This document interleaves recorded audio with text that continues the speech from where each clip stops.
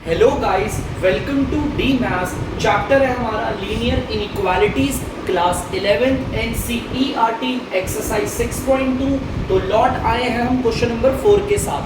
तो बच्चों, question number 4 को स्टार्ट करते हैं। उससे पहले एक बार फिर से क्वेश्चन को पढ़ लेते हैं।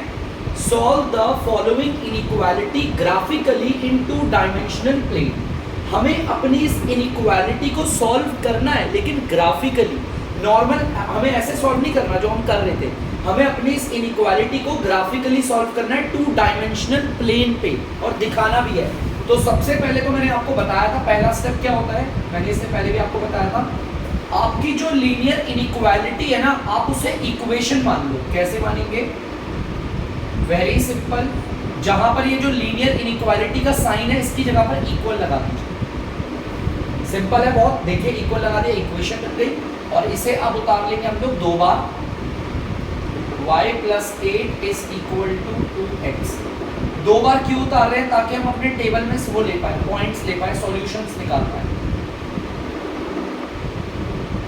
ये आ गया x, ये आ गया y। ठीक है बच्चों, अब आपको कोई भी एक वेरिएबल की वैल्यू को एज्यूम करना है। मान लो मैं x की वैल्यू को एज्यूम कर लेता हूँ, या किसी भी वैल्यू को एज्यूम कर सकते हो। ठीक है आप लोग, जैसे कि मैं एक काम करता हूँ, x की वैल्यू को एज्यूम कर लेता हूँ 4। मैंने x की वैल्यू 4 एज्यूम करी है। देखो, तो जहां पर भी हमारा x होगा वहां पर मैं क्या लिख दूंगा? 4। ठीक है, मैंने x की वैल्यू को 4 एज्यूम करा है, तो y अपने आप निकलेगा। देखो, सॉल्व करते निकल आएगा। इज इक्वल टू 2 4 जा 8। यहां पर प्लस का 8 है, उधर जाकर हो जाएगा माइनस का 8। हम यहां पे देख सकते हैं y आ गया हमारा 0, y आ गया 0। अगर x मैंने रखा था 4, तो y आ गया मेरा 0। अब यहाँ पर भी हम एक वैल्यू को एज्यूम करेंगे, तो चलिए कर लेते हैं हम लोग। y को मान लेता हूँ मैं 0। अब मैंने y को एज्यूम करा है, y की वैल्यू को मैंने 0 एज्यूम करा। देखो, लगा दिया। देखते हैं x कितना आता है। 0 की तो कोई वैल्यू नहीं, यहाँ पर प्लस का 8 है। 2 इधर मल्टीप्लाई हो रहा है, उधर जाकर क्या हो जाएगा? डिवाइड। अगर इसे काटेंगे तो x आ गया 4। यहाँ पर लिख देते हैं x आ गया 4। ठीक है, अच्छा ये तो सेम ही हो गया बच्चों। सॉरी, मैंने ध्यान नहीं दिया बच्चों, ये सेम ही हो गया एग्जैक्टली।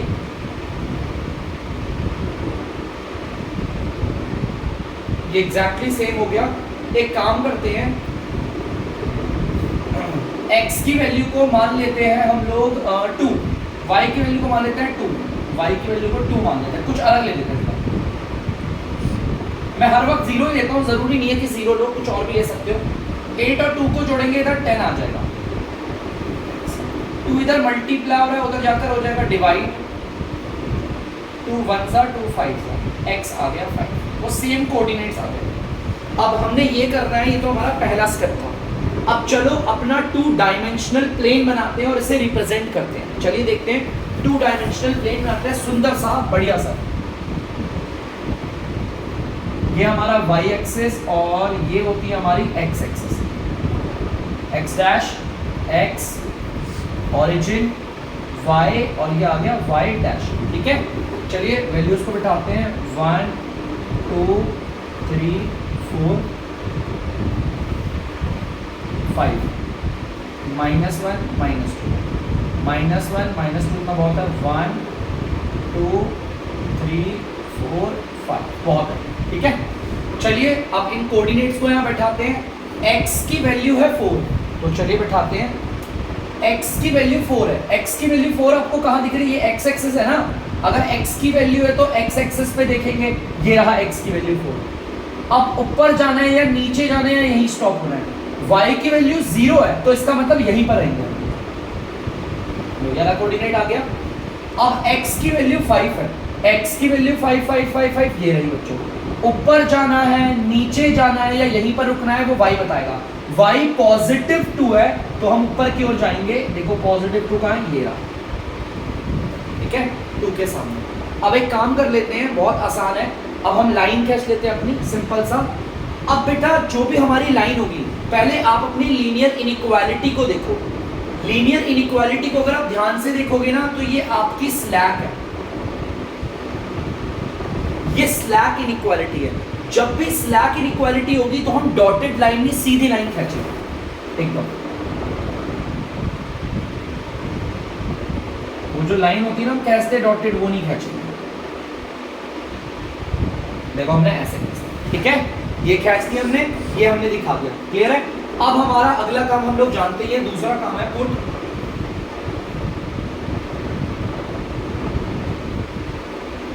origin in inequality। हम अपनी इनइक्वालिटी में बैठाते हैं origin को, ठीक है। तो हमारी इनइक्वालिटी क्या है, y प्लस 8 ग्रेटर देन और इक्वल टू 2x। जहां पर x होगा वहां पर भी देखो ये x की वैल्यू है, ये y की वैल्यू, दोनों जगह 0 0 बिठाना है। तो कर लेते हैं बच्चों, यहां पर भी 0 बिठा देते हैं। ये 8 आ गया ग्रेटर देन और इक्वल टू 0, क्योंकि 0 की तो कोई वैल्यू नहीं होती, हटा दिया। यार 8 जो है वो 0 से बड़ा भी होता है और बराबर। मैंने आपको बोला था कोई एक साइन भी अगर ट्रू आ रहा है, देखो हमें ऊपर वाला साइन देखो, ऊपर वाला साइन कह रहा है कि 8 जो है वो 0 से बड़ा है, हाँ बिल्कुल सही है। नीचे वाला इक्वल कह रहा है वो गलत है, उसे मत देखो। एक साइन सही कह रहा है तो हम इसे ट्रू मान लें। यदि अगर ये ट्रू आ गया बच्चों, ये दो साइन है, दो में से अगर कोई एक भी सेटिस्फाई है ना तो ट्रू लिख देना, ठीक है। यहां देखो 8 इज ग्रेटर देन 0, बिल्कुल ट्रू है। और अगर ये ट्रू है तो आपको पता है हमारी ये जो शेडिंग होगी वो ओरिजिन की तरफ होगी।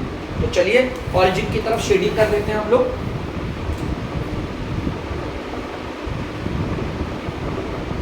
आप लोग पेंसिल से शेड कर सकते हैं, एनसीईआरटी में भी देख सकते हैं, ऐसे शेड कर दीजिए थोड़ा सा। तो बच्चों यहां पर मैंने इसे ओरिजिन की तरफ क्यों करा है शेड, क्योंकि मेरा ये जो दूसरा पॉइंट था, जब मैंने अपने ओरिजिन को अपनी लीनियर इनइक्वालिटी पे बिठाया तो वो ट्रू आ गया। ट्रू आने के लिए कोई एक भी साइन अगर आ जाता है तो उसे ट्रू मानते हैं, सेटिस्फाई करता है। तो प्लीज बच्चों इसे उतार लीजिए, बढ़ते हैं अगले पार्ट की ओर।